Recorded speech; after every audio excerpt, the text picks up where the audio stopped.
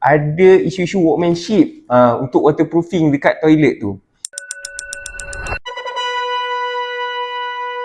Assalamualaikum tuan. Salam. Saya kalau dah salam ni maksudnya saya ada masalah lah ni. Kenapa tu? Okey, maksudnya rumah saya ni sekarang ni tuan Okay. Rumah saya ni sekarang ada leaking dekat toilet. Macam mana ni tuan? Macam mana? Macam mana leaking tu? Leaking ni macam gini. Ya. Teruk betul leaking awak tu. Okey, tapi soalan saya pertama, masa dapat kunci rumah, inspect ke tidak?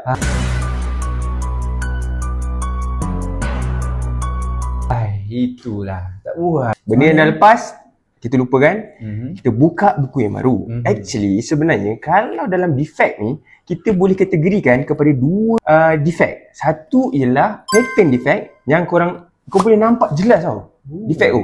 Tapi ada satu kategori defect ni yang tempoh dia lebih 10 tahun kau boleh detect. I mean kau boleh unjurkan sebagai defect lah. Kau nak cakap itu defect. Dia panggil latent defect. So latent defect ni benda yang tersembunyi. Okey, salah satu contoh dia ialah isu leaking kau ni lah. Betul.